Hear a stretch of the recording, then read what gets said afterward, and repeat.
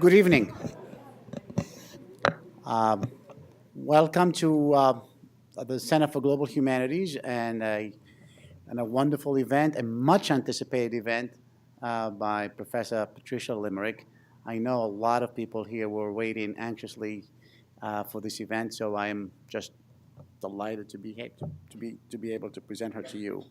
The title of her presentation today is The Uncertain Fate of the Great American Desert, the American West, Water, and the World.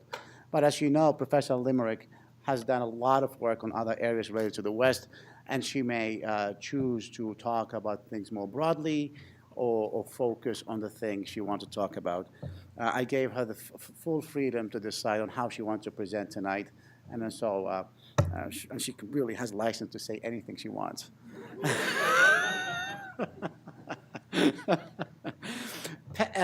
Patty Limerick is the faculty director and chair of the board of the Center of the American West at the University of Colorado, where she's also a professor of history.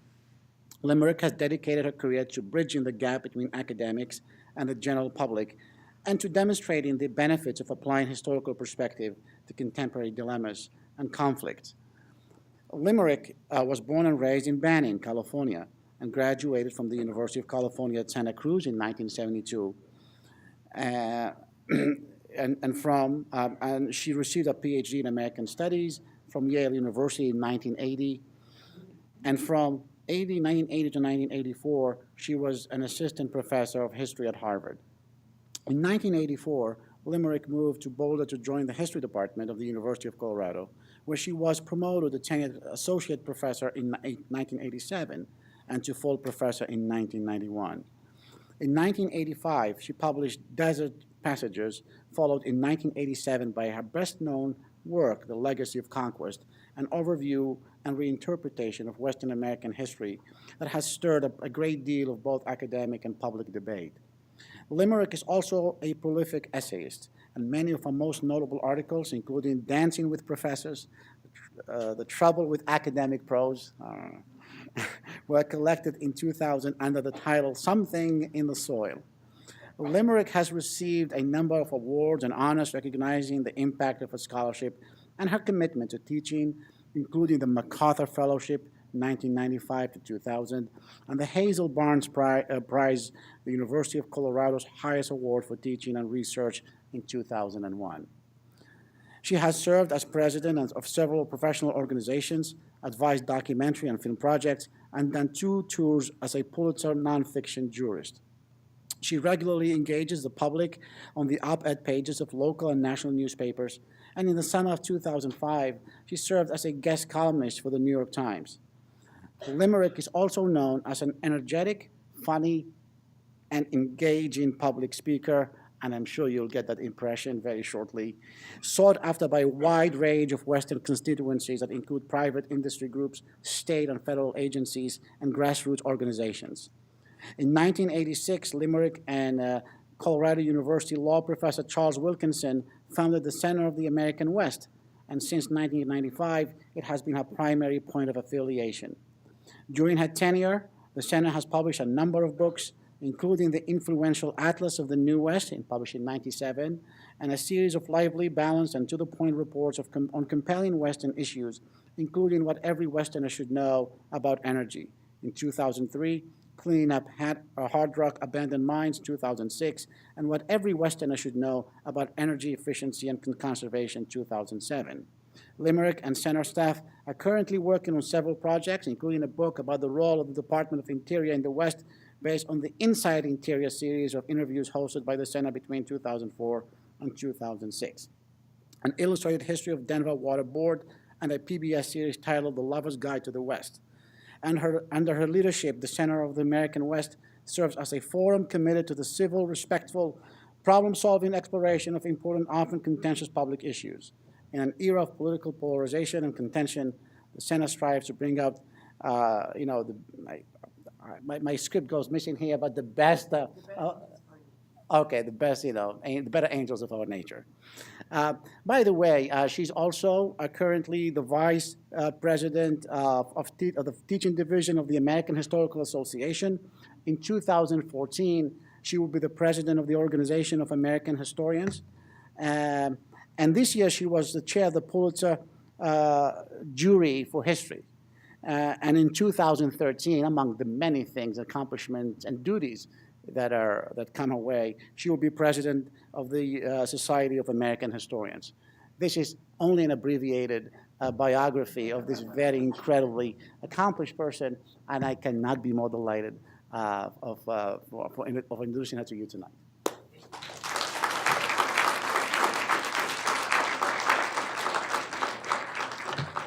Well, thank you all for being here, and thank you to Anouar Majid and the faculty and students associated with the Center for Global Humanities and the members of the public who are here and also affiliated with that center. My life has taken kind of a strange turn in the last 10 years, where I used to be writing most of the time about the big picture of Western American history, and people find that to be romantic and interesting. So if I went to a reception or cocktail party and said I was writing about the history of the American West, people liked that and wanted to chat. And then life took a strange turn, and I spend a fair amount of my time now writing about bureaucracy and infrastructure, which does not have the same effect at a reception or a cocktail party, and sends people off saying, oh, now there's a friend I haven't seen in ages over on the other side of the room. So that made me think, 3 weeks ago I went to see the ophthalmologist, and I said I thought that I needed to have my glasses prescription toughened up because I would seem to be losing a little bit of precision in eyesight. And the ophthalmologist, who's quite young and who doesn't really seem to be specializing in bedside manner, he said, excuse me, I just had that bad moment for a speaker here, which kind of will prove my point when I make it. Water was the topic, but okay, so the ophthalmologist said he wanted to reassure me that I was not in the bad state I thought I was, and he said, as he left, he said, pardon me, it's very funny, his problem, but he said, you're not deteriorating as quickly as you think. Although that's not true, as you can see now, I'm deteriorating very rapidly. So I'm just going to do one great gulp here and go past this one. Okay, so that is a little bit of my theme tonight, is that there was a time when I worked on this bigger scale of the American West, and I will just briefly tell you the 4 main points that I took up to rethink the history of the American West, now 25 years ago. And those 4 themes had the advantage of beginning with 4 words beginning with C, so they could be remembered easily, and they, somewhat humorously, they came from an occasion where the editor of People magazine assigned a reporter to come do a story about me and my views, which was kind of piggybacking on Dances with Wolves, the movie that had just come out then. So People magazine sent a reporter and a photographer, and the photographer did what East Coast photographers always do to a person who writes about the West. He insisted that I put on a fringed leather jacket, which I own, and a cowboy hat, with me saying, I really rarely wear these, but no, I have to wear those. And then the Eastern photographer, well, all of them, generically, have to require you to go out and sit on a rock for your photograph. And even when you say, I rarely go out and sit on rocks, they say, well, here is a rock. And so if you see this People magazine from 1990, there I am in a cowboy hat, fringed jacket, and on a rock. But what was a huge blessing was that in People magazine, you cannot be a long-winded academic. You have to get to the point. So the reporter forced me to take a 350-page book and turn it into 4 words beginning with C. So we are beneficiaries, not of the photographer so much, but of the reporter. So here are the 4 C words. First, convergence. Instead of seeing the West as a place where the primary story was the westward movement of white folks, we would see it as it actually had been, a place of convergence of Indian people who had been there for a long time before, Indian people displaced from the eastern United States and removed into the West, northward moving Spanish and Mexican people, eastward moving Asian people crossing the oceans and heading into the Pacific coast, and French Canadians coming sort of south and west, Russians in Alaska, the Pacific coast.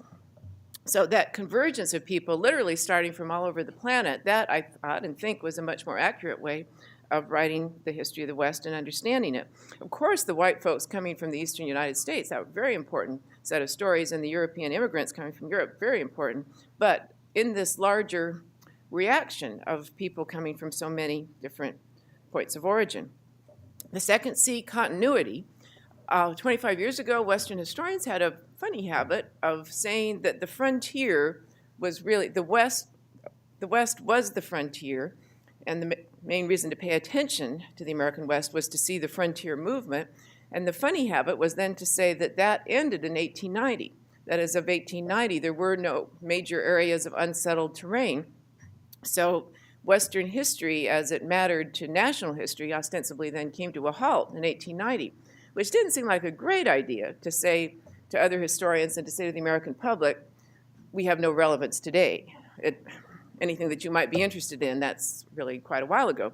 So, and in fact, that was not a good thing to say for various reasons of public engagement, but also because nearly every issue, I guess I would say every issue, that was contested and struggled over in the 19th century, those issues were still struggled over in the 20th century and into the 21st century, whether those were matters of Indian land claims, Indian water rights, Indian religious freedom, matters of resource development and the proper way to go about extracting minerals. All of those issues were still very much unsettled and very much struggled over. What had changed, which I think is really quite good news, it had gone from battlefields to courtrooms. So when people today say, oh, we're too litigious, we spend too much time in court, you think, well, try a battlefield if you would like to feel better about lawyers. I don't know, there may be one or two lawyers here, and that was not a lawyer joke, that was a lawyer affirmation and lawyer appreciation. The third C should be obvious, but wasn't, and still may not be in some circles, complexity. That the American West, its peoples, its history has the same story of complexity of individuals, of groups, of telling good guys from bad guys.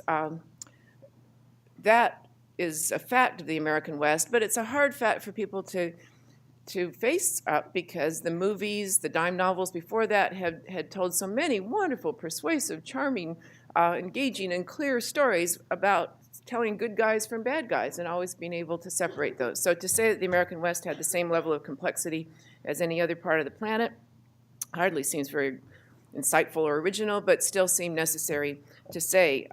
Back in the days when I was working on this, I conducted I guess you could call it an opinion poll. I would ask people who work with the American public, waiters and cab drivers and so on, I'd ask them what percentage of the American public is composed of jerks. And they seemed to be in places where they would have a good, solid answer. Strangely, that usually it was like between 5 and 15% was the usual estimate, with some variation.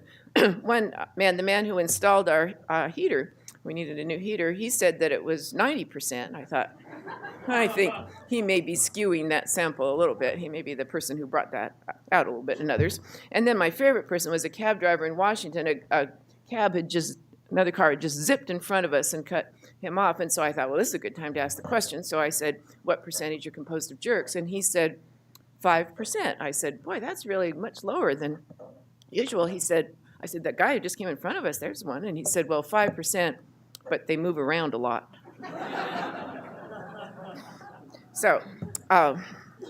So complexity, to recognize that percentage, the 5 to 15%, in individuals and communities and groups, that if you're trying to get somebody who will be 100% hero, you're on the wrong planet for that. That to have that recognition of complexity was, in fact, the most basic way of respecting the human beings of Western history and of the Western present. And then the fourth C, conquest. This one is a little, I don't know if it's arcane, but the word frontier was the word that Western historians used. I thought it was a fuzzy term. I couldn't find a definition that ever satisfied me for what that was. And the main problem with it is actually a Center for Global Humanities issue and topic here, because the pattern among historians and probably many people in the general public, people in government, was to think the American West was very different from the history of the rest of the planet, so that the movement of Europeans out of Europe into almost every other part of the planet, South Africa, New Zealand, Australia, Latin America, that was a process of invasion and conquest, of Europeans going where they had not been before, and when the dust settled, they had more power and resources than the indigenous people who had been there. So the word frontier, I thought, was troubling because it exempted the United States from that big global story. And it didn't help our self-knowledge to say South Africa had an invasion and a conquest, Kenya had an invasion and a conquest, and so on, but the American West had an expanding frontier of democracy and self-government and opportunity. That's not really a way to know who we are and where we came from. So it seemed important to insert the word conquest where the word frontier had been and to see the reality of that exercise of power. Okay, so that's me, the Western historian. For a spell, the Young Turk stirring things up. There was quite a feisty period 25 years ago where I was not universally popular in the field of Western history, and I enjoyed that very much. And I love arguing and debating, and that was really fun. I wouldn't have missed that. But over time, I started to think, I'm not sure I'm getting as much yardage out of that as I might like. I enjoyed the squabbling very fully. And then I began to wonder about my techniques and methods of communication. So, plus, I had gone really overnight from being a rebellious young Turk to being an established old bird. And young folks, I will warn you, that can just sneak up on you. And it's not, I mean, it's good, I guess, but it doesn't really feel good at the start of that. Well, so I had become orthodoxy there in a way that was not in my plans. So various things, I just thought this is time to be rethinking some of my customs. So over the last 15 or 20 years, I have shifted from being controversial and contentious to being congenial and collaborative. And this has been a grave disappointment to quite a few people who just think, oh, you were so much more interesting before you were a Rotarian. So, and I am a proud Rotarian. My attendance is not great. I missed Rotary to get here, didn't I? No, I didn't. No, I can't blame you for that. No, I didn't miss sorry, but attendance is bad. Though that is a Global Humanities project in itself, Rotary. So, okay, so I will say then, as I get now to this issue of the Great American Desert and West and water, which will focus in ways in my home territory, because that's another aspect of my life, is that I tried to pay more attention to where I was living and the people around me, and to write things that would have bearing on their lives and speak to them on things that had bearing on their lives. So that will be why we're spending a fair amount of time on the Front Range of Colorado in this talk. So I will say, though, that if I had taken up this project on the history of water in the area in which I live now, in the Denver area, if I had taken that up 25 years ago, I suspect I would have reached a much more simple interpretation. The history of water in Denver I would have found to be a prime example of conquest at its most dominating and inflexible. A bunch of outsiders, invaders, intruders come into an area they refuse to see and to accept the dryness of that area, the high rate of evaporation, the low rate of precipitation. They go into denial, they fight that, they're determined to impose their will on nature, and they never give a thought to the idea that they might adapt to where they are. So I probably 25 years ago would have said, well, there it is. There's the legacy of conquest in its clearest terms. Instead, it seems to me that that's not the angle that you'll see tonight.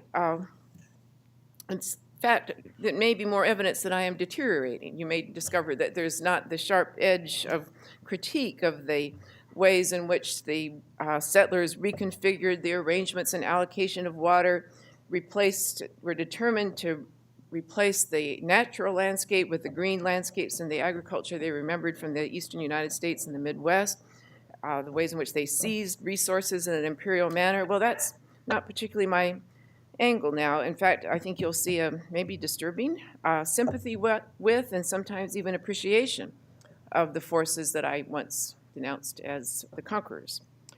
So that is something for you to think about over the next half hour, is to join the ophthalmologist in appraising my deterioration and what you might think of this shift to congeniality and collaboration. So here we go.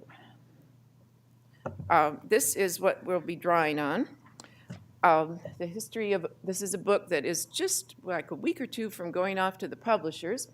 It's got the clever name of, we had the dullest names on the planet, prepared for it, but then my husband asked me what it was really about, and I said, well, it's really about how Denver's leaders tried to look ahead and prepare for scarcity and avoid scarcity.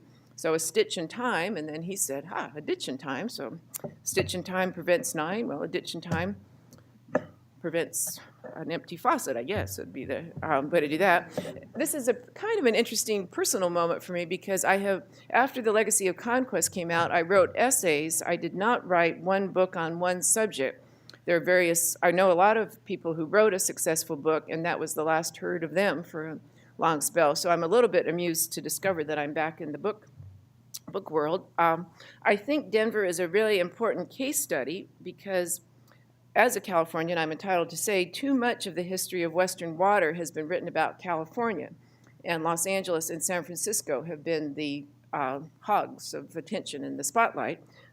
Well, hogs is not a very flattering term, but they have received a lot of attention, and they have been, especially Los Angeles, has been the source of a dominant image of Western water development that comes from that very powerful movie Chinatown, which a number of people have seen, in which the developers of water are just the wickedest things around. They're very brutal and very cruel people.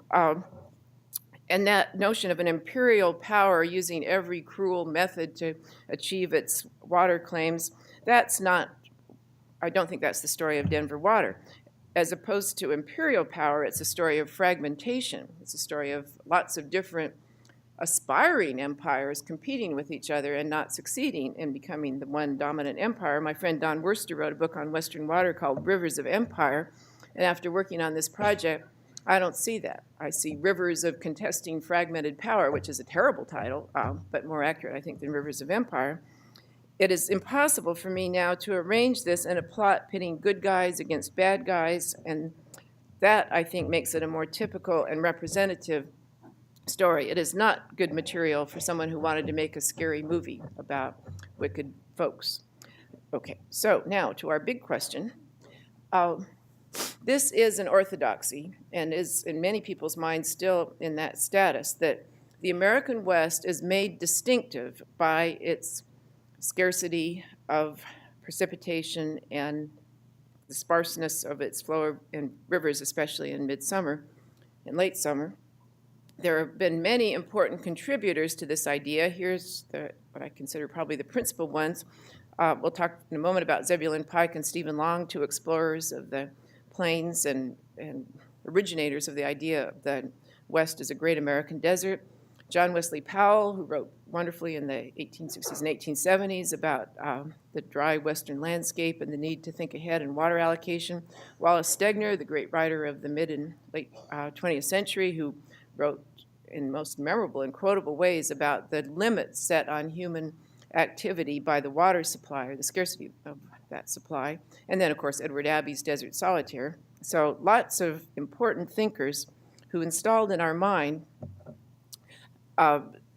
very quotable sentences and paragraphs and essays that come off from this basic hydrographic, or that's not a hydrographic anyway, a basic graph on their mapping of the average annual precipitation in the West. So the darker the area, the heavier the rainfall.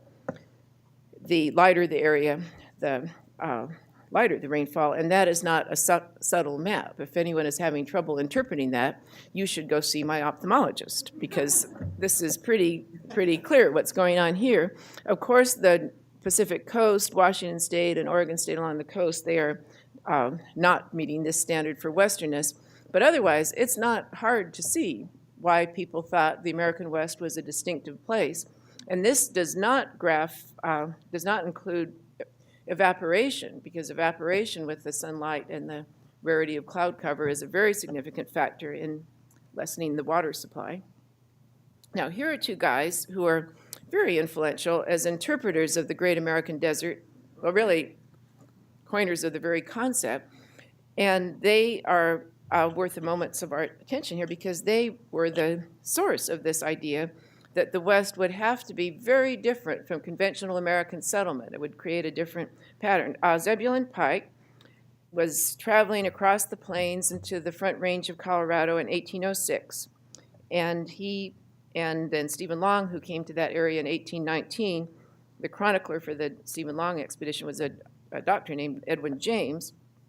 So Zebulon Pike in 1806, Stephen Long and Edwin James in 1819 had very clear impressions of what nature in the American West was going to mean for American settlement. And basically what it was going to mean was a giant stop sign, a stay out, no trespassing sign to American settlement. So both Zebulon Pike and Stephen Long and his chronicler Edwin James came to a very firm conclusion that the lack of water, the comparative scarcity of water in the American West, was going to require Americans to make other plans, to stay out. And here's the surprise. They actually thought that was pretty good news.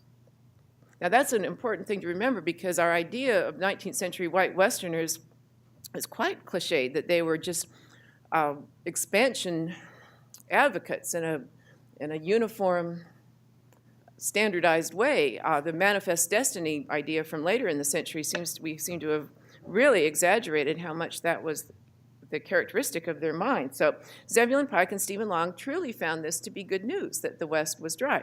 Why did they find it good news?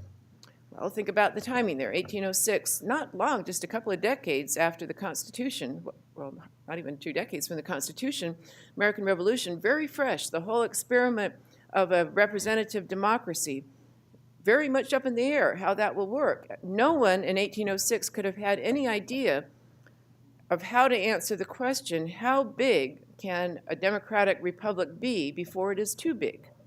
At what point will you have extended through space to where it is no longer manageable as an experiment where people vote for their representatives and trust those representatives? So for Pike and Long, the good news was, whew, this will actually solve that problem. Instead of overextending the nation and pushing it past its limits of a manageable size, here is our limit. So here is Zebulon Pike's very quotable phrasing. From these immense prairies may arise one great advantage to the United States, the restriction on our population to some certain limits, and here's the key phrase, and thereby a continuation of the Union. So here's a man who thought, if this gets too big, we'll lose it. Here. So a continuation of the Union, our citizens being so prone to rambling, that's true, and extending themselves on the frontier, will through necessity be constrained to limit their extent on the West. So, it's such an interesting surprise to see how happy he was about this. And then here's the second great advantage he saw. While they leave the prairies incapable of cultivation to the wandering and uncivilized aborigines of the country. So the solution to the Indian problem, white folks will not want this area, we can put the Indians here. Stephen Long basically agreed on all these accounts. The area Edwin James wrote for the behalf of the Long expedition, this area would prove of infinite importance to the United States inasmuch as it is calculated to serve as a barrier to prevent too great an extension of our population westward. Well, okay, so here we have the prophecy.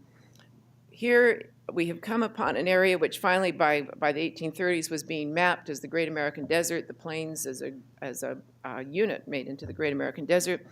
Pike and Long, full of confidence in their prediction and missing one or two factors. The major one, human ingenuity. Very much underestimating what human ingenuity would do, which is going to be the next part of our story. So here we get to see how poorly their prophecy has worked out over time. The darker the area here, the heavier the use of water. This is gallons per day, per person per day water consumption in 1990. Not dramatic, a little bit changed, but not dramatically changed since then. So the areas that had the least naturally present water are the areas of the heaviest per capita use. That doesn't make Pike and Long look so clever at this stage. Anybody who's ever engaged in prophecy or prediction knows that's just an average performance for a. But so why was that happening? This is a really important. This is from our Atlas of the New West. This is the green column. Green part of the column is the water going to agriculture by state, and the blue part is the water going to municipal and industrial uses by state. So the Jeffersonian agrarian dream, kind of an abstraction. Seems like it's an abstraction. There is the Jeffersonian agrarian dream and material reality. This enormous commitment on the part of Americans to capture the spring runoffs, store those spring runoffs, and make them available during the growing season in order to replicate conventional American agriculture in the West. So people who say we're running out of water need to say the next thing of where is the water going? If we wanted to move water from agriculture to municipal and industrial uses, the party is far from over if we want to do that. There's no reason to think that we do. But nature is not going to decree whether the water goes to agriculture or goes to cities. Now, when you look at that, you notice that maybe with the exception of California, though even that's kind of tiny, the cities are not the major users of water in this by a long shot. So when people, for instance, get angry at Denver Water and accuse Denver Water, well, some people really will make it sound as if Denver Water is the major source of the water problem in Colorado, our major problem in dealing with the limits of water. Look at Colorado there, just closest to me. How could Denver be the major source of that problem when it's just that tiny little cap at the top? Okay, now you have an ordeal. You have to know that. We're going to quickly look at this map, which is the Denver Water Diversion System. And you're not going to have to spend too much time on this because this could be the rest of the evening, just walking us through these structures and details. You'll want to look at the Continental Divide. The elk is there, standing next to the sign that says Continental Divide. That's our special Center of the American West elk there. And so you can see that not straight line of the Continental Divide. This side is the Front Range. That side is the western slope of Colorado. 80% of the water falls on and runs in the streams of the western slope and goes into the Colorado River drainage. The Front Range, the major river there is the South Platte River, which is, actually, I could read this right there. So the major Front Range water supply comes from the South Platte River and into, actually where the silly-looking gentleman who's fishing, his fishing rod is fishing line is pointing to Cheeseman Reservoir, the first major project of Denver Water. So that you'll want to pay attention to that Continental Divide, and then you'll want to notice that there's a southern and a northern system for Denver Water. There are two major tunnels taking water from the western slope to the Front Range. The first one, just kind of in the center there, Roberts Tunnel, that is from the 1960s, early 1960s. That is key to the southern system, which also includes the natural drainage of the South Platte River. And then if you go far to the north, the top of the map, beneath the phrase Continental Divide, you'll see Moffett Tunnel. That's from the 1930s, and that was the first major transbasin diversion that Denver Water did from the western slope. If you were responding, as many people do, you'll have started to think, well, is that fair for the Front Range to take the water from the western slope? Is that right or proper?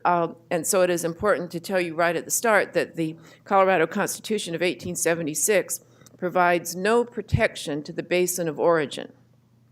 So you may think, well, that's not a good way to treat your neighbors in your state, but there is nothing in the Colorado Constitution that says that the basin of origin, where the water was naturally flowing, has any legal right or preference.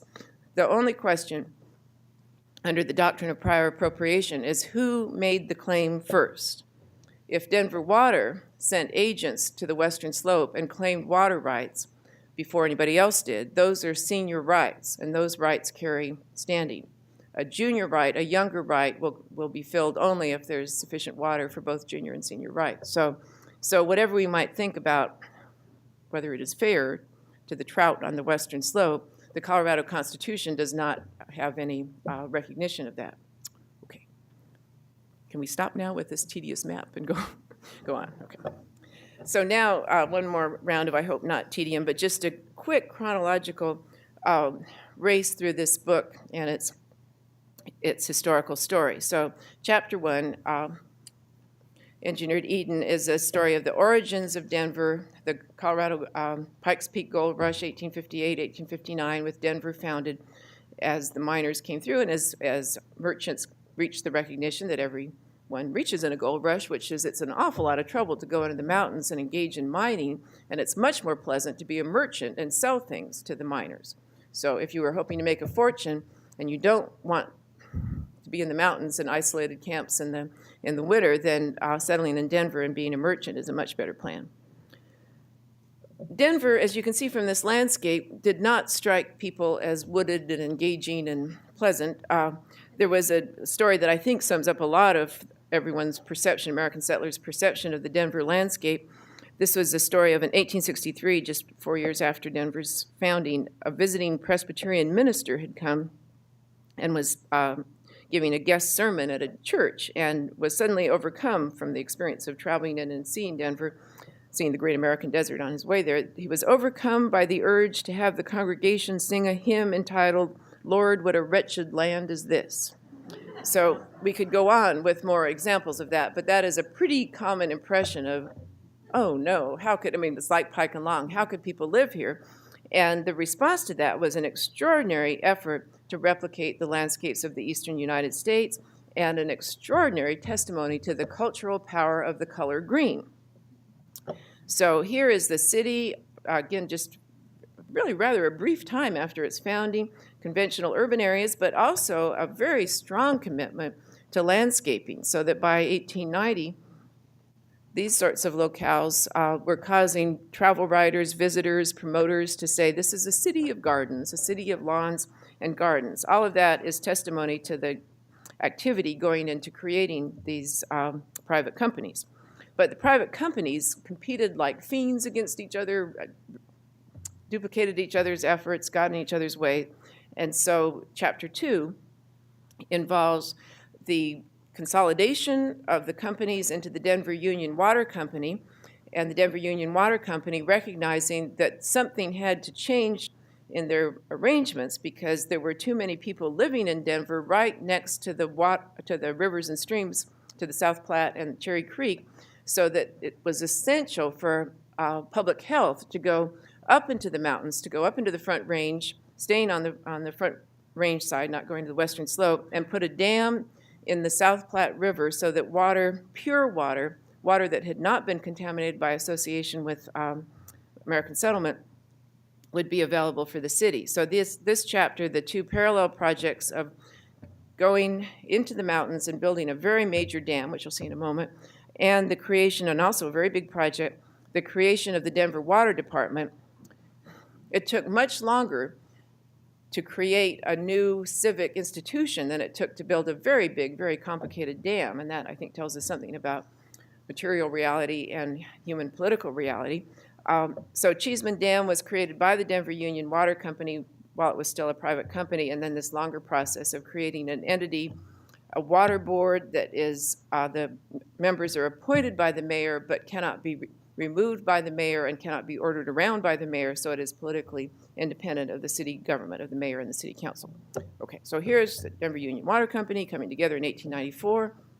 Here's the kind of sprightliness that the company could operate with because they did not need citizen support. They had just one or two tiny land claims with the federal government to deal with, very different from the laborious project of building the Owens Valley diversion in Los Angeles or the Hetch Hetchy Dam. So here is a place, like is so often the case in the West, this is looking like it wants to be a reservoir, right? Because it's like a bathtub just waiting for one side to be filled in there. So a perfect steep walls, and if you plug it, you will have a reservoir. So 1899, they pitch in and they start building away. It's a remote location, an incredible project to get supplies and men into the area. They work away, they work for a year, and then they have a heavy spring flood. And a year's worth of work was basically devastated. You can see this does not look like a well-managed construction site. So a year into their work, they lost most of the results of their labors. They were very efficient and sent runners, or rather horseback riders, down the river to warn people so no one was killed when the flood came through from this. So, okay, so there it's gone. Now the plan, the design seemed not workable if the first strong runoff that came through took it down. And I don't know how you can avoid being impressed by this. in months, they had redesigned the dam, and they started in again. Now, if we had a calamity like this, I don't know what, 70 years later, after the litigation had been settled and the compensation paid and the companies had stopped suing each other, we might start in again. But they started in right away, and here is Cheeseman Dam coming along very fast. I'm sad to say that when you visit these sites and you stand next to these outflow valves, even though you're a mentally healthy person, if you stand too close to these things where just water with incredible power is coming out, you are tempted to jump in. Yeah. And that does not make any sense. I'm not suicidal, but you just think, I need to back away from this. There's something so seductive and magnetic about it. It's just weird. So when I've only said this to a couple of other audiences, but privately, half of the people will usually admit that they think, yeah, that would be incredible. But no, it wouldn't be. It would be bad. It would be very bad. So here's Cheeseman Dam. I've visited Cheeseman Dam, and it is really a very beautiful structure. This is the National Historic Civil Engineering Landmark, and yet standing there looking at that, I thought, boy, you wonder why the National Endowment for the Arts or the National Endowment for the Humanities hasn't given it a similar prize. So here's just to show you how far I have shifted from the old author of The Legacy of Conquest. I thought, boy, this just looks so much like some of the things that we hear so much about. Here's Cheeseman Dam. Look at that curve. It's an arch dam. It's really very striking. And then we have these things, which are called art. This is the famous Robert Smithson's spiral jetty in Salt Lake, and this is a thing that is called land art and is admired and given awards to. Here's the one that's now much disputed, whether we'll have at the Arkansas River. This Christo will put one of his famous curtains, or I don't know what carpets, I don't know what it's called, but in any case, so these are called land art. So I actually thought, well, why not that? What is if it's a matter of human artistry, this strikes me as really the same category. So I went and read things about land art, and we have these interesting, I'll just give you a couple of quotations from art critics explaining what land art is. The range of art referred to as land art and environmental art includes site-specific cultural projects that utilize the materials of the environment to create new forms or to adjust our impressions of the panorama, programs that import new unnatural objects into the natural setting.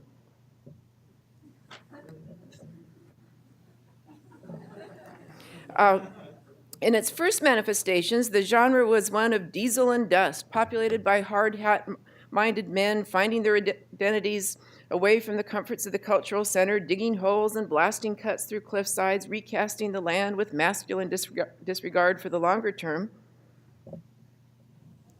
Well, so, I mean, that just, the way that thing is sculpted into the land, it's beautiful. Now, I was not planning 30 years ago to stand at the base of this kind of structure and say, that's beautiful. I don't know how you can avoid it. I'm sorry. I'm so impure. I'm so contaminated now with that. But there we are.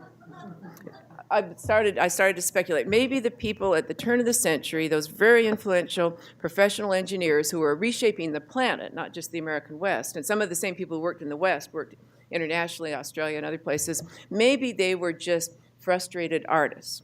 Maybe they were people who knew they would not get funding if they said they had an exciting new thing called land art, but that they could get money if they said they were building water diversion structures or storage structures. So that's a not widely regarded, highly regarded hypothesis, but in any case, that's okay. Chapter 3, moving along here. So here we shift in the 1930s to the diversions from the western slope. Again, not prohibited by the Colorado Constitution, but the first tunnel, the Moffett Tunnel, that Denver Water did, quite an enormous undertaking to have a tunnel running underneath the Rockies. Here the water comes out.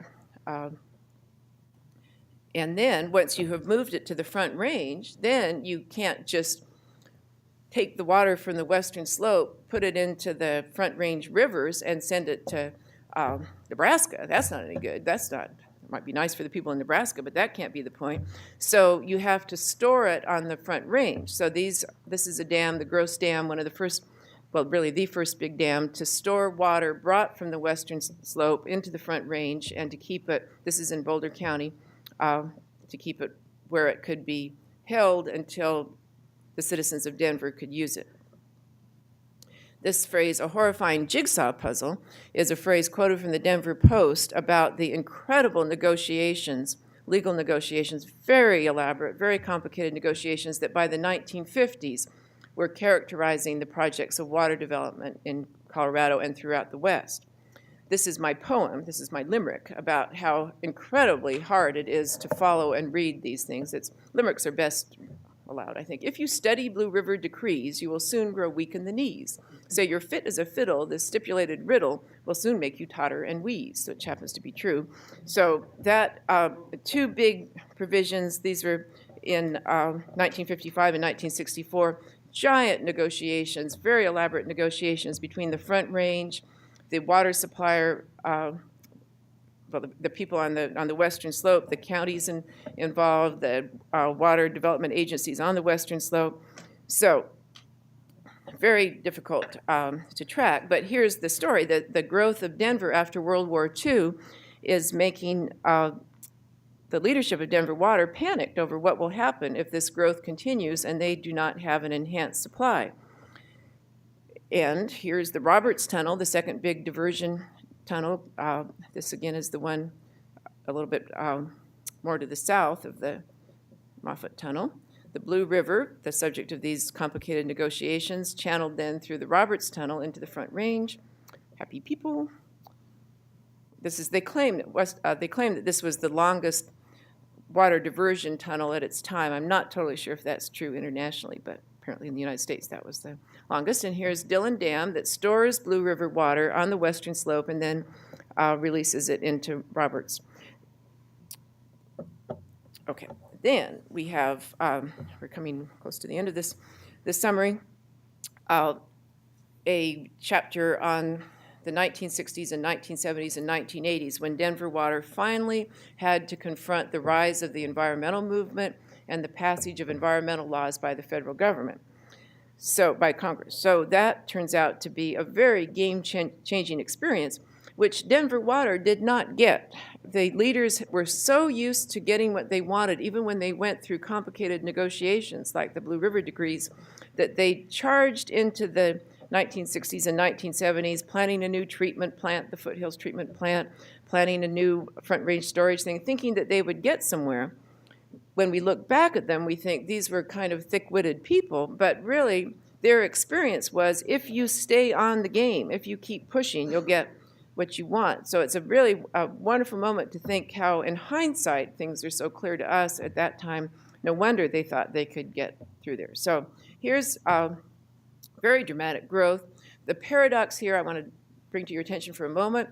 Why is Denver growing so fast? Because it has the largest population of federal employees outside of Washington, D.C. Most of the federal agencies have a very big base at the Federal Center in south of Denver. So the federal government and its growth of agencies is powering the growth of the Denver population, and paradoxically, the federal government and its growth of powers is then obstructing Denver in its attempts to get the water for those people. So here is the plan for the Two Forks Dam that occupied the 1980s. This is back on the South Platte River, just upriver from Cheeseman Dam.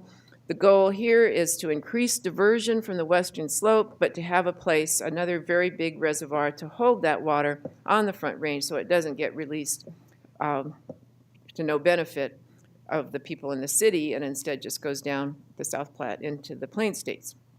So here's Denver Water's proud plan. Unusual consortium between the suburbs and the city. The suburbs were part of this whole thing. We're putting in 80% of the expenses and we're going to get 80% of the water. Kind of an interesting suburb-city collaboration, but oh no. The federal government, the Environmental Protection Agency under George Herbert Walker Bush vetoed the project. The leaders of Denver Water were just not for a loop. They could not understand how they could have met a force that had said no. So that brings us to a really, and I would say actually for the purposes of this book, the Echo Park Dam controversy in Dinosaur National Monument in the 1950s is very famous in American environmental history. I think this is the more consequential decision Echo Park was going to be the dam was going to be in a national monument under the National Park Service.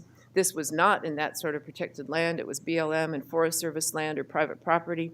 So this is the more consequential story, that the big dams are really going to have a very hard time getting permitted. So I think a bigger story than the Echo Park.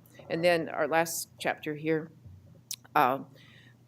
what was going to happen after Two Forks? It was just an amazing moment of institutional change to see an agency that had proceeded in one direction for decades brought to a halt. And it was a kind of a cliffhanger moment. What is going to become of an agency that faces such a shift? A man named Chip Sperry was appointed as the Denver water manager. His personality was such that he really was not interested in putting more effort into pushing past other people's objections. He shifted Denver Water from litigating, suing everybody in sight, to collaborating and trying to build agreements. He shifted to demand management or conservation to try to get the citizens of Denver to use much less water. In fact, that was a very significant, probably 20% drop in consumption from his efforts. And then he decided he did feel that they needed to strengthen the northern system because of the drought, terrible drought in 2002. So he did propose one more expansion of diversion from the western slope, but he initiated a process of negotiation, collaboration, which led to the announcement of this agreement in 2011 between the western slope and Denver Water, an astonishing agreement in which Denver Water says they will never do another project unless they have the consent of the western slope counties and agencies. It's really an amazing shift from what they used to be. Here is a man named Glenn Saunders, who was the lead counsel for Denver Water and who was the feistiest thing on the planet. He used to love suing people. I was going to spare you this, but I want to convey Glenn Saunders' temperament to you. He was the face and voice and force of Denver Water for years, and you need to know a little bit about what Glenn Saunders was like as a person to understand how astonishing this change is. Here's some passages from a affidavit. Glenn Saunders was doing a deposition. And here, they got on the subject, I don't know how this happened, but they got on the subject of whether how Indians figured in Glenn Saunders' mind. He had basically said that he didn't think anybody who hadn't been born in Colorado had a right to make decisions about Colorado. So the attorney says to him, "Did the Indians require a permit from your ancestors to settle in Colorado?" Glenn Saunders: "No, we killed them off and conquered them because we were stronger and more aggressive, and if they rise again, I'm willing to do that again." I forgot to tell you, this is from the early 1970s. This is not from the 1870s, this is 1970s. The attorney: "So your property rights are superior because of your ability to conquer?" Saunders: "My ability to conquer derives from my superior intellect and physique." This is exactly right, the same as your folks. "That is why we are here. We are superior people, and we should be proud of it and use it well. And I am not ashamed of being superior to some of the people I have seen in this world." So that was Glenn Saunders, and I could give you more examples. And this is Chip Sperry, who took over as the manager and who had the most congenial and different temperament and approach. Very humorous, very good-natured man. So that is quite a shift. Now, we come to the conclusions that I want to very quickly review some of the ideas that came into my mind from working on this project. These are misapprehensions that I now, I guess, repent or regret or don't fully sign on to, and yet many of them are still in people's minds. I'll just go really quickly through these. The misapprehension is here in the italics, and then the question that now carries more force for me is at the bottom. So really, in all, this is just an idea you can find in many, many circles, that the amount of water that a population has or an area has in the West will determine the rate of growth and residential development in that area. If you want to increase population growth and residential land development, you add water. If you want to limit population growth and residential land development, you stop adding water. I believe that. I had heard many, many environmentalists say that water sets a carrying capacity in the West. Very much just like mule deers and prairie dogs. There's so much water, there are so many organisms. Well, prairie dogs and mule deer don't go to engineering school. Very big difference. And the carrying capacity thing, really, it's suspended when you have the engineers in there building these structures. Plus, there are many, many factors that influence growth. My friend Dan Lukey, who's a hydrologist there, remarks in a passage in the book, you can't stimulate growth by supplying water, nor can you prevent it by constraining access to water, in part because there are always options of ways that you allocate the water, and in part because water is not a very expensive commodity. You can stimulate or prevent growth with transportation, you can do it with institutions of higher education, you can do it with airports, you can do it with social services, but you can't do it with water. So I used to think it was a causal connection between water and population growth. I think it's now more casual than causal. Second, and very closely connected to that, I used to think, as many people in the state of Colorado still think, that Denver water could control growth in the Front Range if their leaders would just face up to the responsibilities. I now have a much greater respect for the limits on Denver water. They have a charter mandate. The first mandate of their charter, which was from 1918, is that they must supply adequate water to the people in their service area. That's their mandate. There's nothing that says you must exhort citizens to better behavior, you must tell them to think in long-range terms about posterity. That responsibility is on legislatures and county commissions and city councils.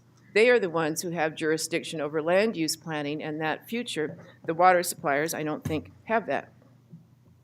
I used to think that urban and rural interests were very distinct.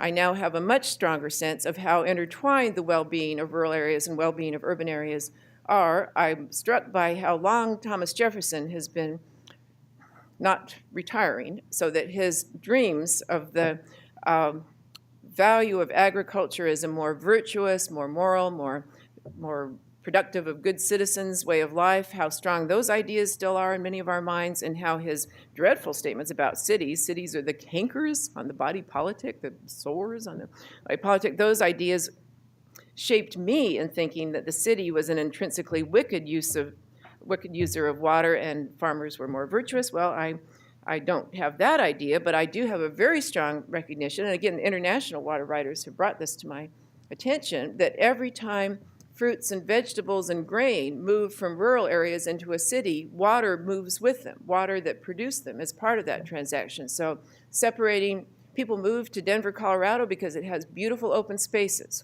in its vicinity. It has beautiful open spaces because it has ranch lands and farmlands. That's a very big part of that. So how we separate those, well, we can, I think, go to recognize their intertwinedness. I used to think that the engineers were the sources of our trouble. I used to be a classic technology basher, and now I've recognized, I think, that we have had a unhappy relationship and a not well thought out relationship with engineers, where we have said basically over 150 years, we have said to engineers, get us everything we want, get us every commodity, every service, and we want to have it the moment we want it. We want to turn the switch and get the electricity. We want to turn the faucet and get the water. And we do not want to have to pay very much for that, and we do not want you to make any messes while you're doing that, and we're going to be very angry if you make any messes for that.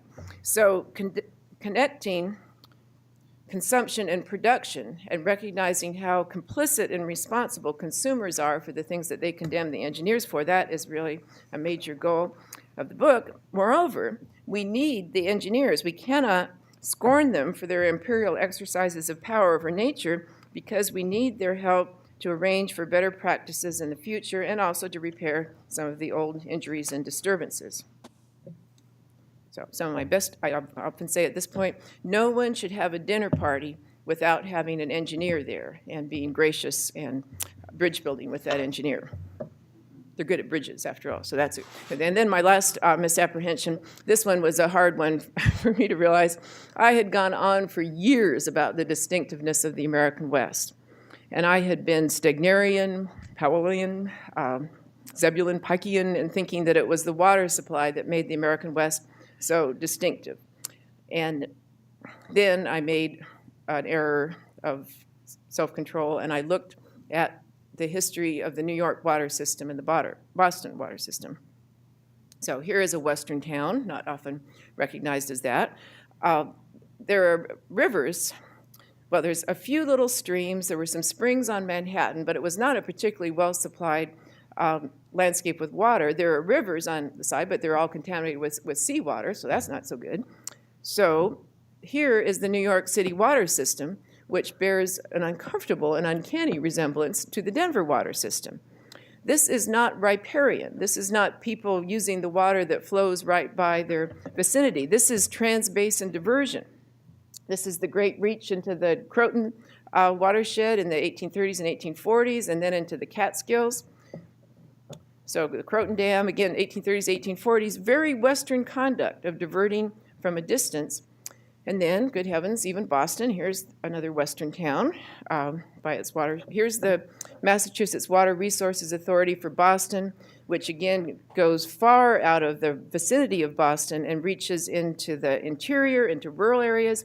The Quabbin Reservoir on the far side there actually drowned 2 or 3 little towns, rural towns there, so very much like the Denver system.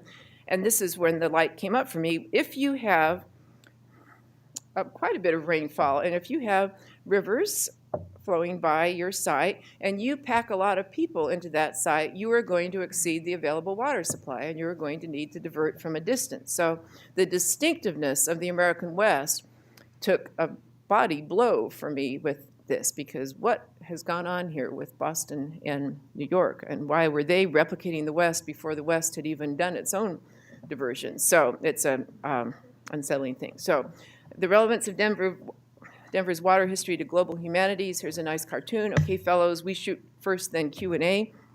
But I will close with a couple of limericks. This is the lessons of interconnection that I mentioned before on the rural and urban thing. Rural and urban places, they're tangled together like laces. They're like sister and brother. They depend on each other. They have never been opposite cases. And I know you won't believe, why would you believe this such a thing? But these limericks, I wrote them this summer for a water conference. They circulated through the Denver Water Department, and they circulated through the Colorado Supreme Court. Now, had they not been limericks, had they been essays or articles, that would never have happened. So, and then here, a final recognition of the unexpected power of an agency like Denver Water to show, I guess, wisdom in an era where we cannot talk about climate change in Washington, D.C., and Congress, or in many other such venues. Denver Water has been leading in the recognition of climate change. Chip Sperry, when he was manager, Jim Lockhead, Chips was killed in an accident a year and a half, 2 years ago. Jim Lockhead, his successor, both of them have said, I've been in the room when they said, when somebody says it's so difficult to talk about climate change because it's so politicized, Jim Lockhead said 2 months ago at a public program, if we don't respond to climate change and put it in our plans, we're irresponsible. So it's the one place where you can go in the United States today to hear people breathing deeply and talking about climate change, not in an agitated, alarmist way, but just saying this has to be reckoned with, which produced this limerick. As the world proceeds to get hotter, the power to predict will soon totter. The baseline's been battered, the norm has been shattered, but everyone still wants their water. So the fate of the great American desert. It made sense, the idea of Western aridity, setting up distinctive conditions. Historical change went in implausible and unexpected directions. The moral of the story, I think, is to counter fatalism, is to not go into a sense that we can see the future and it is grim or it comes with these knowable, definable boundaries and constraints and limits. I end with a story that I guess again shows me finding inspiration in invaders and intruders into the West.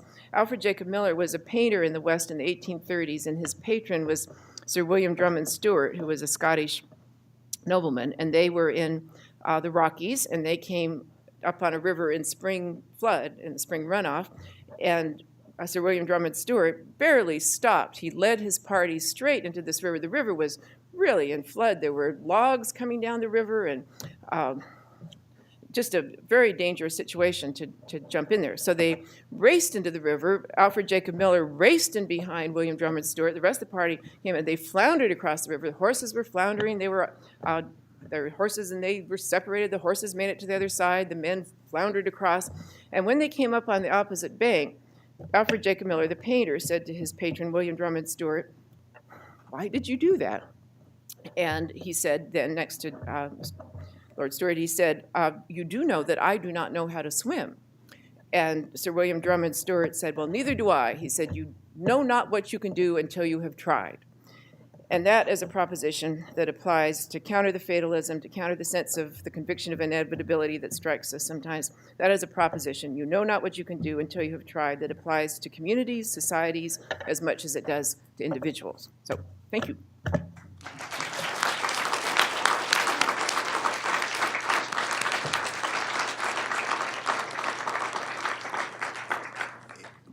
If you have any questions, please speak in the microphone. I suppose the moral of that story is it's important to learn to swim when you have the chance to, which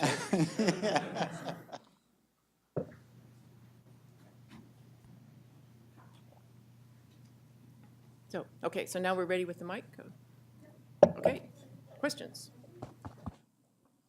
There are some well-read folks in this audience who actually know this book. Professor, I imagine most of the water comes from the snow from the mountains, the runoff in the spring. Right. And imagine that's a major source because there's not a lot of precipitation out there. But isn't Colorado out there? They get quite a bit. I mean, I was out in the mountains of California, and it was nothing to get dumped on 4 feet in a night of snow and everything. And is that their only source? I know around here in Maine, some out in the rural areas, they can drill down. People can get their own individual water under the surface. Do they have that opportunity out there at all? Yes, well, you're quite right that it is mostly runoff from winter snow. And the bad news about that is that the snowpack varies a lot in depth. And this drought of 2002, the snowpack was very, very light. And Denver water's reservoirs were drawn down 50%. It was scary. So the fear of global warming, or the fears raised by global warming, is that there will be less snowfall and more rain. So less snowpack to provide that runoff. And it is the headwaters of 4 or 5 major rivers. So when Colorado has that problem, it's really a big one. So yes, the snowpack is the key, but it is not a very reliable key. Most communities in the nation really started with groundwater. So that's why New York had a long spell before they did the Croton diversion, because they could do wells and groundwater. But then that's not great if a bunch of people are living on wells and groundwater, as they did in Denver too, but they are also having, well, we'll just call them sewage issues at the same time. So the groundwater is not improved by having a lot of human beings with sanitary issues going on that. So that's where groundwater is a workable short-term solution in areas of the West. What's extremely ironic right now is that Denver Water has proposed expanding Gross Reservoir, which is in Boulder County in a rural area, which has a lot of people living there who have moved in there in the last 20, 25 years because they love the beautiful mountain scenery. So they are condemning Denver Water for not living sustainably and expanding the reservoir to store more diversion from the western slope. Those people are living on groundwater. Those people are living on an unreplenished source of water there. So it's a little bit comical when they lecture Denver Water on sustainability. So yeah, there is groundwater. The county to the south of Denver, Douglas County, has been the fastest growing county in the United States. The last 20 or 30 years, it was either number 1 or number 2 or number 3. They have almost no surface water claims, so they have been pumping water much faster than it could be replenished. So yes, people were using groundwater, but it is not a great long-term solution. In fact, it's a really dangerous one. Now there's a whole part of this big global agreement is that Denver will give treated water to the county that has been trying to get by on groundwater. That, I just called it treated water, but the usual phrase is toilet to tap, which is not an attractive phrase, but if that's the only water you have in Douglas County, that's, so it is much more than any one variable, but the groundwater is not, I don't think there's any place in the West really where it's being replenished at a great and trustworthy rate.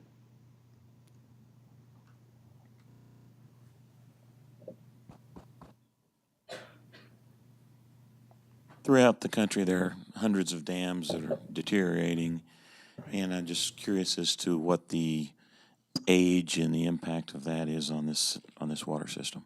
It's a really great question. That's one of the reasons why I have enjoyed collaborating with the engineers on my campus.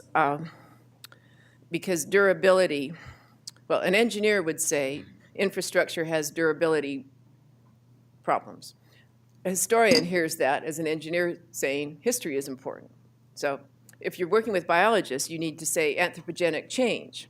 Then they go, oh, history, that's, well, you don't have to tell them it's history. So the durability thing really causes the engineers to think very seriously about change over time, which throws them into the company of historians, whether that was their plan or not. So I am amazed. I think the Bureau of Reclamation dams, some of them seem to have really been conceived of in a timeless universe where they would just build them, and that would be that. And of course, the Bureau of Reclamation in the last 20 years, make us a little bit more than that, 30 years, has shifted from building dams to maintaining them, and they're doing an important job on that. I sound like a cheerleader, but Denver Water is doing a major rehab of Cheeseman Dam.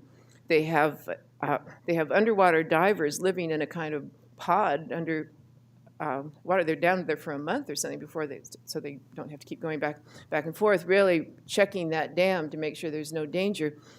Security issues are terrifying for all of these agencies now. When we went on our tour of Denver Water, we had to do it with complete security clearance. We had to be watched all the time. That one dam, Dillon Dam, used to have a county road going over it.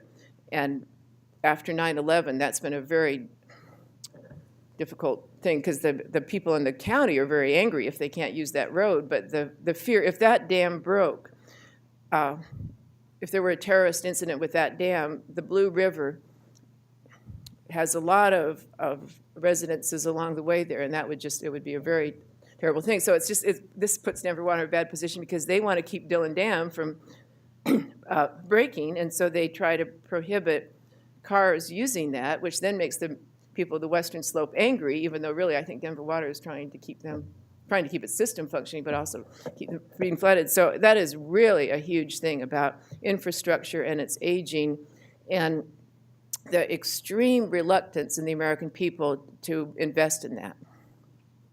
A lot of pep in building the things, a lot of, oh boy, now we're going to have a ribbon cutting, oh yay, and then it's 60 years old, it's 70 years old. The whole anti-tax thing, I think that might be the goofiest, sorry to suggest my politics on that one there, but to be so opposed to public expenditures that you risk our common well-being with roads and bridges, and it's not foresighted. But yeah, that's an enormous thing, and I think that Denver has a separate taxing ability. So Denver Water can pass bonds or allocate money without having to go to the voters. So they can pay for that infrastructure maintenance without having to ask the contentious members of Congress to participate in that. Hi, thank you for the just broad sweeping view of this last 100 years. I'm so curious about, from all that perspective, what are your thoughts going forward? Where do you think we're heading on politics and permitting and security and issues in terms of water quality and quantity and residential density and things in that area? So I don't know, 100 years out. If Glenn Saunders were still in charge, the fellow who proud of killing the Indians and would do it again. If Glenn Saunders, who seems like he was a really interesting man, you hear very complicated and interesting testimony to him. I've heard from a number of his friends he was a Shakespearean actor. He was a really colorful and interesting character. And he did give a talk once to an environmental group in Colorado where he said, if you don't control population, it's your doing here, because there will always be guys like me ruining beautiful canyons until you get control of population. So that was an interesting moment. But anyway, if Glenn Saunders were still in charge of Denver Water, I don't know.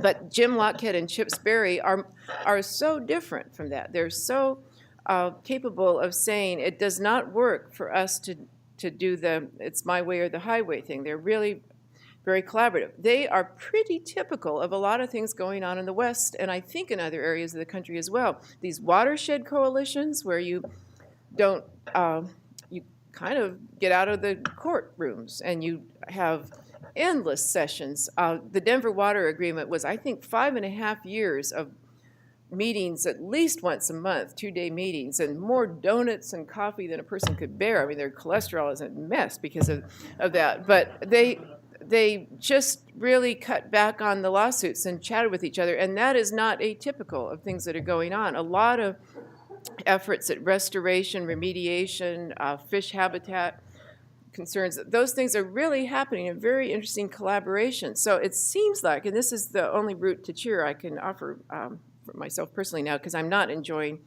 the ways of Washington, D.C. now. Those are not uplifting to me. But the further you get from there and the more you get to local communities, it seems like there's really a lot of efforts to solve problems together. And in some cases, they run up against larger constraints and legal obstacles with that. But I will just use one example that I bring to my class, a man named Art Goodtimes, who's a county commissioner in Telluride, San Miguel County. And he is the first Green Party member elected to a county commission in Colorado.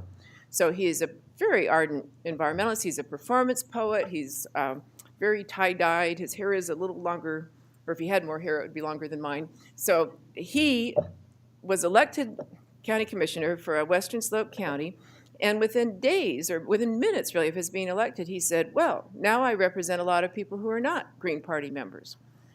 I represent a lot of conservative Republican ranchers. I am their representative. I must go meet them. I must go find out what they want said. And so Art Goodtimes has been reelected several times, and is just, his given name is not Goodtimes. It's a hippie manifestation to have changed his name in that direction. So I bring him to my class just to, at one point in the Western American Studies class, to say, this goes beyond anything you would predict. When you see him at county commissioner meetings, all the county commissioners are pretty darn, their hair is quite short, and over on the far side is Art Goodtimes in tie-dye. At first I thought he was crocheting. I thought, well, that's curious. None of the other county commissioners are crocheting, but then I realized he's actually weaving funny hats, colorful round hats that he wears. So, but it's kind of neat because after a day when the rest of us have nothing to show except notes for sitting all day, he's got several nice hats. But he gets reelected, and he was very active, and he's often in Washington lobbying on behalf of Western County issues. So that's a long-winded way of saying that seems a lot better to put your attention towards those local communities. There's a spectacular woman, Lynn Scarlett, who was Deputy Secretary of Interior in the George W. Bush administration, and she was everywhere around the country, not just in the West, working with these groups, with these locally based collaborative conservation groups. And my dream is that Lynn will, in the next year or two, publish a book with her testimony on how just really everywhere she went. She has a wonderful story about a crabby farmer in Pennsylvania who didn't want to talk about there was an endangered species issue. He would just shut the curtains when he saw the Fish and Wildlife Service car pull into his driveway. Then Lynn's there, she's chatting with him. They start a conversation. She comes back a few months later. I think I'm getting the story more or less right. And she sees the crabby old farmer, and she's chatting with him. He's not particularly crabby. And he suddenly says, oh, look, there's a red-bellied something or other, some kind of bird there. And she says, oh, how did you happen to know that? And he said, oh, the Fish and Wildlife people gave me this bird book, and I've been studying up on that. I mean, that's just, it's a very small tokenistic kind of thing. But she has stories of much greater substance than just recognizing birds. So Lynn Scarlett, if you've never met her or heard her or seen her, I really recommend that you check her out, because she has been on site and in many cases initiating these kinds of collaborations. So if that's not the hope for the future, then I don't know where we would find it, except that fortunately the baby boomers are headed to the sunset. That's kind of good news, because the baby boomers got a little bit stuck in some customs of the 1960s. I started college in 1968, and very funny that the people we used to call the 60s people are now in their 60s. That's pretty funny, the 1960s and 60s. So I just think that a lot of the young folks in the room will not be carrying out some of the nonsense that their elders got really committed to, of the polarized stuff. So, yeah. First of all, thank you very much for your lecture. And my question is, so the rise of environmentalism, say, really influenced the way that some agencies carried out their management. For example, in the Forest Service, ecological principles have definitely been a cornerstone in some respects of management of, say, some of the national forests. Do you see a similar story playing out with Denver water, that ecological principles likewise started to become guidelines for how water has been managed? Thank you for that question. Yes, indeed, because part of this agreement that was just announced in April of 2011, Denver Water provides both money and, if the courts will let them do this, water rights for aquatic systems remediation, so there would be more water released according to the seasonal needs. The headwaters counties get just direct money for environmental remediation, so they have really made a big move. Now, here's where the problem comes, and I think this is true for the Forest Service as well as Denver Water. If outdoor science could provide results that were as precise as indoor laboratory science, this would all be a lot easier. But outdoor science is so full of variables that are not controllable as they might be in a laboratory. So Denver Water has agreed to have more seasonal releases, that the Fraser River would be the one affected by increased diversion, but they would try to time it, they would try to rechannelize the river so that it wasn't as spread out, and so the temperature would be cooler and so on. But the opponents to this plan say that's not going to work because the Fraser River is at a threshold, and any diversion will take that into calamity. It's just teetering on the phase change thing there. Well, I don't know if that's true. Different scientists have different judgments of that as well. They might, because they're going to be Zebulon Pike and Stephen Long in a moment. They're going to be making a firm prediction that's not knowable. So I think for the Forest Service and for, well, really Park Service, Bureau of Land Management, Denver Water, Fish and Wildlife, the difficulty of doing ecosystem science with that kind of precision. If you take 3,000 acre feet in early June, you will have these, I mean, it's so unbelievably multivariate. And that would be true without climate change.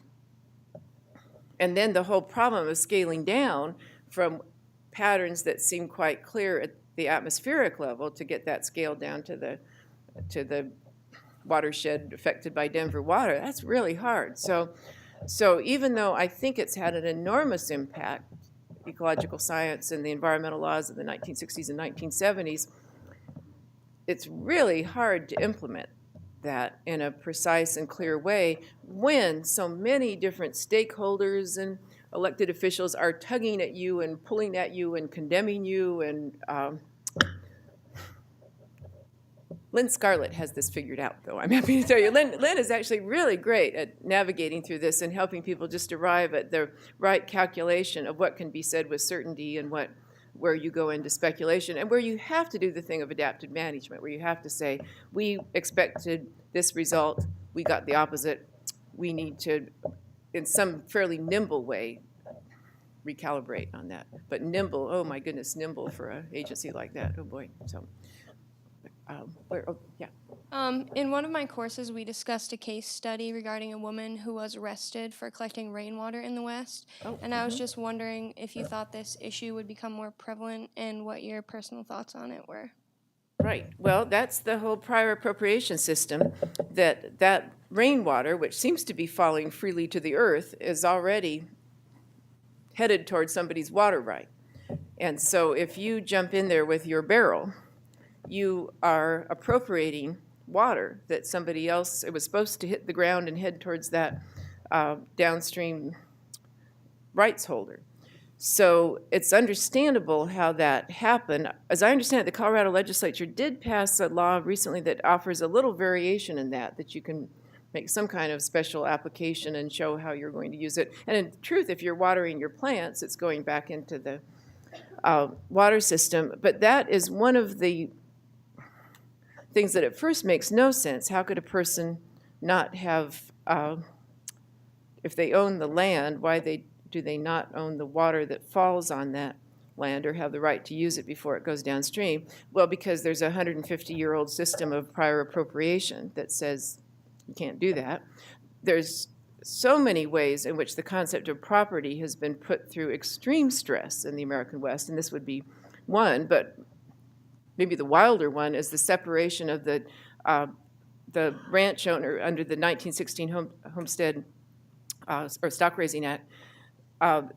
That separates the ownership of the land, the surface of the ranch, from the subsurface mineral rights, and those you can develop whether you have the consent of the landowner. Anyway, we have many cases where the concept of property has just been stretched to where it's such improbability. This is a really interesting one. My impression is that the engineers, there are reasons why I'm fans of them. I've heard several engineers give talks about how you can create these things that are water gardens, basically. You take where the downspout is coming from the roof, and you put plants that would not otherwise be supportable if you were just going to irrigate them, and the water comes in and lands on that, which is basically ground prepared to hold the water and to retain it for those plants. So that's not a barrel, so it's not a violation of the thing, but it's just a form of landscaping that retains the water on your land. I suppose you could, if you're careful about where the downspout hits, you could have your tomatoes there, you could do that kind of gardening. So there's a recognition, I know in the state of Colorado, that that's a thing that makes sense to people. I will not use water from the diversions of the western slope. I'll use what just falls on my land. It makes perfect sense, except that it just runs into this very complex legal structure. That's probably back to the question of the future. Is there flexibility in that legal structure? Because Denver Water has concerns about whether they'll be able to put more water into the Fraser River at seasonal ways without jeopardizing the whole holding of rights and that. So can the courts be adaptable in that is really a big question. But it's a great bellwether thing to watch and to see that would happen. And it is one of those things that once you get closer to it, you can think, oh yeah, that is a genuine tangle. If you're thinking a woman got arrested or charged with a misdemeanor or something because she tried to water her plants from a barrel? Is that society come to that? Don't let the Tea Party know about this, I guess, because this would be an incredible case for them. But as you get into the functioning of that, you can kind of understand how that puzzle came upon us. I have a question. Could you foresee in the future as like a possibility that sort of say it's similar to like an international highway system to make a correlation? Could you picture like a water system? This would be a feat of amazing engineering, but one where water travels through pipes or different systems in between all areas of the country, maybe even using some of the water systems we already have, and like through like toilets and like recycling water. So it could be transported like from Maine, where we might have like an excess of water over the year, to possibly to the southwest, just through different like lines of water communication. That way, areas that do have surpluses of water could be shared with other parts of the country. And I know it would take quite a feat of just litigation and legal standing to do that. Right. Well, that question comes up. Pat Mulroy is the head of the water district that Las Vegas is a part of. And she, contrary to what you might think when you hear Las Vegas, she is one of the most aggressive water conservationists on the planet, really. Under her guidance, leadership, Las Vegas pays people for every square foot of lawn they take out. You get a financial reward for that. So she's remarkable on that, but she's also wanting to make sure she has water in the future. So she has proposed, she's one of several who've proposed, when you look at, I'm sorry, I'm not laughing because it's a very sad thing, but if there's scarcity in the West of water, and the Missouri and the Mississippi are flooding and creating calamities in the Mississippi Valley and the Missouri Valley, it's not wacky to think, boy, they've got too much and we've got too little. So Pat Mulroy has proposed that the water from the Mississippi and the Missouri get diverted to the Front Range of Colorado. Front Range of Colorado wouldn't then be taking the water from the western slope. That water would stay in the Colorado River, would go to Las Vegas. So she's got that idea. There were ideas in the 1960s about diverting from the Yukon and from other areas of Alaska. Because Pike and Long we're so certain and we're so wrong, I'm reluctant myself to say, oh, that can't happen. But what I think has really changed, and maybe it will change again, but that hostility to public spending is so strong, that investment in infrastructure that was so crucial to creating these systems, I don't see that kind of giant project happening because I can't see the American people saying, oh, we'll pay for that. Oh, tax us, we'll pay for that. So that seems to be the real boundary. People say, knowledgeable people say, that's why the Bureau of Reclamation stopped building big dams, not really because of environmental objection, but because Ronald Reagan's budget director, David Stockman, said, that's not a sensible use of taxpayer money to benefit a few people with that. So what is an interesting thing, there's a new book, Alex Prudhomme's book on freshwater issues, concludes, and he wrote an op-ed piece in the New York Times about having a national water policy. At least we could do that instead of this fragmented contesting empires. Then he concludes by saying, can't we coordinate this as a nation? We don't have a national energy policy necessarily or any other sort of, I guess we have a public lands policy with national parks. But anyway, so he concluded with that. I happened to be leading a discussion with the Colorado Supreme Court justice who's the expert on water and the Denver water manager just after that came out. And I said, well, what do you think about this? What do you think about this idea of a national water policy? And both of those guys just looked at me and said, non-starter. That's a non-starter.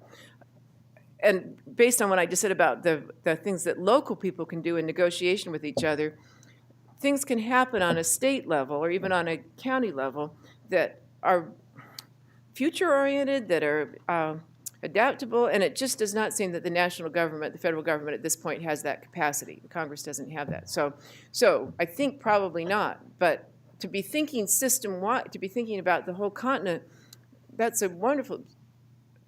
If it's attached to federal money, I don't know what that turns into. But if it's people thinking in the broadest picture of North America and its needs, that seems really exciting. And I hope the post-baby boomer young folks would go in that direction.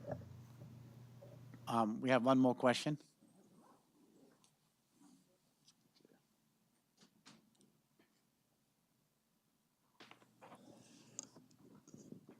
You touched on this before you began to review the book project, the graph showing how much water in each state is allocated to agriculture and how much is allocated to the urban areas. So Denver Water finds itself in a position where it's looking for how can it enhance its resources to supply future growth, and it's working with the top piece of that graph. Your story didn't talk about it because I presume that Denver Water hasn't yet pursued much in the way of acquiring rights from agricultural users, but what do the trends seem to be in the present going into the future for that? Yeah, Denver Water is kind of unusual among Western water organizations in not having done much in that direction. I actually thought they were thinking about it. Chip Sperry used to talk about it, but apparently they didn't go in that direction because they didn't need to, because they were clever people in the early 20th century. I mean, they have a lot of senior water rights, so there was no need to do that. The wise people thinking about this seem to say, can we shift from the finality of taking an agricultural water right and buying it and moving it permanently to a city? Do we have to do it that way? Could we have, it's often good for land to lie fallow, so could you have an arrangement where the farm retains the water right in years of abundant flow, and when there is a drought, the water goes to the city, is sort of leased to the city, but the farmer doesn't have to retire and pack up and deprive us of a source of food and fiber, so that you just have some accommodation and flexibility built into it. And could you also increase the efficiency of agricultural water use? Because a lot of ditches just distribute water not to any known crop, but to just leakage into the environment. So could you have better ditch liners, and could the water that is then sort of saved and harvested be available to cities? So I think that's the wise people's direction, is how can you keep this from being either urban well-being or rural well-being, and put those two together. And I think Denver Water is now thinking of that, but a lot of other communities have gone much further. And in some ways, the phrase that's used is buy and dry, which doesn't seem great. If it's really dewatering farmland, because the open spaces are so important to the appeal of the West, and a bunch of scabby places with a bunch of tumbleweeds, that's not what makes people love the West. Thank you so Oh, much, thank you. Professor Thank Limerick. you.